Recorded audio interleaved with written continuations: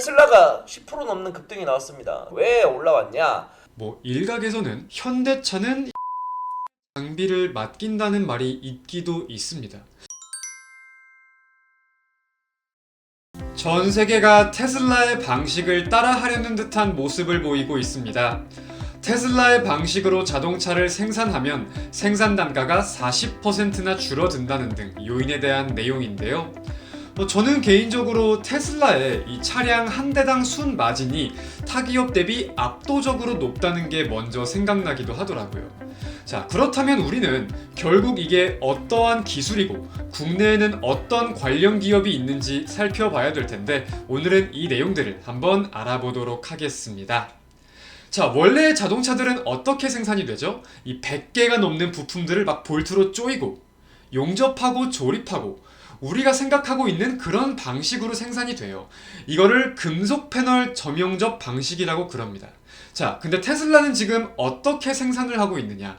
딱 3개의 부품만 조립하면 되게 만들어뒀어요. 이거를 지금 기가 캐스팅이라고 부르는데 초대형 다이 캐스팅 머신을 사용해서 이거를 일체화시킨다는 내용입니다. 사실 다이 캐스팅이라는 것 자체가 최첨단 기술은 아니에요. 이 금형 쪽에 계시는 분들은 많이들 알고 계신 방법일 텐데 이거를 좀 쉽게 풀어서 설명을 드리자면은 다이 캐스팅이란 기계 가공된 강제 금형에 용융 금속을 주입하여 금형과 똑같은 주물을 얻는 정밀 주조법을 뜻합니다. 영상을 보시면 이해가 쉬울 것 같기도 하고 또 좀 더 쉽게 예를 들어보자면 이 페트병 모양의 얼음을 넣고 싶으면 여기다가 물을 넣고 얼리면은 이 페트병 모양의 얼음이 나오잖아요. 이것과 비슷한 의미라고 또 한 개 이해를 해볼 수가 있을 것 같아요. 그렇다면 테슬라는 자동차를 뽑아내기 위해 엄청나게 큰 다이캐스팅 머신을 사용할 수밖에 없는 상황인 거겠죠. 그래서 이를 통해서 지금 타 기업들 대비 어떤 것들을 이득 보고 있느냐? 첫 번째, 생산 단가. 테슬라는 이런 방식으로 컨베이어와 로봇 300여 대를 대체할 수 있다고 합니다. 공정 자체가 엄청나게 단순화되다 보니까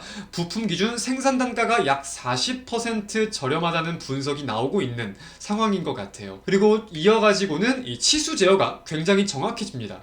제어가 정확해진다는 것은 조립 품질이 향상된다고도 우리가 함께 생각해 볼 수 있는 거겠죠. 그리고 마지막으로는 생산 시간이 엄청나게 줄어든다는 점. 현재 실제로 이 기가프레스에서부터 샤시를 제거할 때까지의 과정은 2분이 채 안 걸린다고 합니다. 그래서 또 합성 소재를 통해서 이 차량이 경량화, 즉 가벼워지기도 하는데, 자, 자동차가 가벼워지면 어떻게 될까요? 주행거리가 증가하고 이제 연비가 아니라 전비죠. 전기차니까 전비가 개선되는 등 굉장히 다양한 효과를 기대할 수 있다고 합니다. 안 좋은 점도 분명히 있기는 있을 거예요. 현재 저로서는 대표적으로 이 수리에 대한 리스크를 좀 꼽아볼 수 있을 것 같은데, 자, 쉽게 말해서 기존의 자동차는 조립식이라고 우리가 생각을 해봅시다. 그러면 만약에 범퍼가 나가면 이 범퍼만 교체해주면 되는 거잖아요. 수리 비용도 시간도 크게 안 들 거고. 자, 근데 지금 이 다이캐스팅 방법은 뭐예요? 어찌 보면은 일체형이죠. 그렇기 때문에 일부분이 나간다고 하더라도 이 전체를 통틀어서 교체를 해줘야 되는 엄청난 리스크도 사실 있다고 생각을 해볼 수 있을 것 같은데, 여기에 대해서는 분명 꾸준히 좀 따져보고 생각해볼 필요가 있을 것 같습니다. 결국 이러한 긍정적인 내용들을 가지고 현대차와 도요타를 비롯해서 폭스바겐이나 볼보 등 세계적인 자동차 브랜드들도 현재 관심을 갖고 지켜보는 기술이다까지 우리가 살펴볼 수 있겠는데, 현재 전기차가 비싼 건 사실 모두가 아는 상황이죠. 그래서 이 중저가형 전기차에 대한 중요도가 보다 메리트로서 떠오르고 있기도 한데, 그런 상황 속에서 원가 절감 그리고 기능 개선은 굉장히 큰 메리트로 다가오다 보니까 현대차도 2026년 도입한다는 기사가 최근 올라오기도 했었죠. 그래서 이런 내용들을 가지고 최근 국내 증시에서는 이런 관련주가 부각받았었어요. 하이퍼캐스팅 관련주라고 해서 한주 라이트 메탈, 3기, 삼보 모터스 이런 종목들이 부각을 받았고 이외의 관련주들이 더 부각을 받기도 받았었습니다.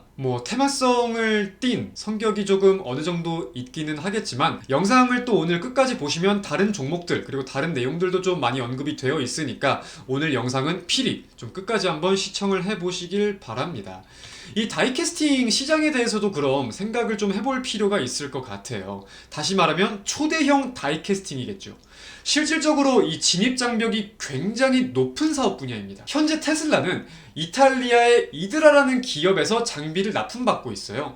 자, 근데 이 이드라라는 기업 연간 몇 대를 생산할 수 있느냐? 3대에서 5대 가량. 굉장히 소량의 장비밖에 생산을 못하는 거예요. 규모가 엄청나게 크니까. 근데 그런 상황 속에서 이 회사의 이 초대형 다이캐스팅 시장 점유율은 작년 기준 90%를 초과하는 상황이라고 합니다. 정말 엄청난 점유율인 거죠. 근데 이 이드라라는 기업은 세계의 어느 나라 주식시장에도 상장이 돼 있지 않아요. 현재 보이시는 이미지는 이 이드라를 자회사로 두고 있는 홍콩에 상장된 LK테크라는 기업인데, 보시다시피 순이익이 굉장히 크게 개선되고 있습니다.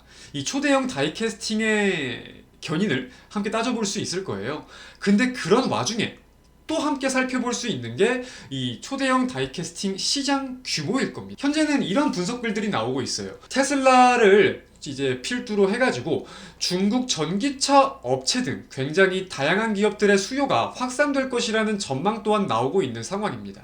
그리고 여기에는 지금 중국 전기차 기업들의 비중이 엄청 올라갈 것이다 나와 있지만, 도요타, 현대차 등 이 기업들의 수요까지 더해진다면 CAGR, 즉 연평균 성장률 우리가 분명 기대해 볼 만한 시장이 아닐까라고 약간 저는 생각이 들기도 하더라고요. 대한민국에는 이런 장비를 제작할 수 없는 기업이 없을까? 결국 수익성이 확인이 됐고 세계의 수요가 증가할 수 있다는 기대감이 있으면 이 주목되는 기업들을 우리가 한번 탐색해 볼 필요도 분명히 있는 걸 거잖아요. 그쵸? 물론 아까 이제 관련주로서 말씀드린 종목들도 다 알루미늄이나 다이캐스팅 관련돼서 부각을 받은 것은 분명히 맞지만 테마성이 조금 있다고도 여겨지기 때문에 좀 살펴본 내용들이 있습니다. 그래서 이어가지고 일각에서는 현대차는 현대로템의 장비를 맡긴다는 말이 있기도 있습니다.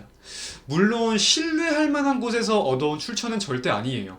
그렇기 때문에 우리가 무조건 투자의 관점으로 적용을 시키는 게 아니라 단순 참고용, 그리고 앞으로 어떤 행보를 보이는지 살펴보자는 취지로 제가 내용들을 좀 요약해 온 건데, 현재까지 이 접점들을 좀 살펴보자면 현대로템, 여러분들은 어떤 종목으로 알고 있으십니까? 많은 분들이 아마 방산주로서 알고 계실 거라고 생각이 들어요. 근데 이 현대로템은 이 에코플랜트라는 사업 분야를 통해서 현재 자동차 생산 인프라를 꾸준히 갖춰오던 기업인 것도 맞고, 현대차에 납품을 하고 있던 기업들도 분명히 맞습니다. 그런 와중에 최근에 이런 내용들이 좀 있었어요. 이번에 총 5기로 구성된 6,800톤 규모의 굉장히 대형 규모죠. 서버프레스를 현대차 미국 전기차 공장에 납품할 예정이다, 이런 보도들이 지금 확인이 되고 있는데, 물론 아까의 다이캐스팅과 명확히 같은 것이라고 할 수는 없겠지만, 자, 지금 이 서버프레스 어떤 접점들이 있냐면, 성형이 어려운 알루미늄 같은 품목들에 대해서 외부 차체를 찍어내는데 굉장히 유용하다고 해당 기업이 설명을 했었습니다. 그래서 이런 내용도 참고하는 동시에 현대로템의 대주주가 어딘지 아세요? 현대차예요. 현대로템의 대주주는 현대차고, 현대로템은 이 자동차 설비와 관련해서 현대차에 납품을 하고 있다. 이런 점들을 따져본다면은 이후 행보가 조금 궁금하기는 합니다. 현대차는 이 하이퍼캐스팅을 26년부터 양산에 적용할 수 있도록 생산 공장을 짓는다고 언급을 했는데, 동시에 이제 연내 올해 부지를 확정하고 내년 착공에 들어갈 거라고 이 계획을 말하기도 했거든요. 그래서 이 현대차에 기존적으로 자동차 생산과 관련돼서 납품을 하던 기업이고, 외판 성형, 프레스 이런 것들을 영위하는 걸로 따져봤을 때는 현대로템이 하이퍼캐스팅과 관련돼서 어떤 내용들이 언급이 될 수도 있지 않을까, 이런 약간의 가능성이나 개인적인 생각은 있는 상태이긴 합니다. 하지만 이런 내용들은 절대로 투자 판단의 주 관점이 되어서는 안 되고요. 그냥 참고 영상 정도로 봐주시는 게 가장 건강하다는 말씀 드리면서 오늘 영상은 마치도록 하겠습니다.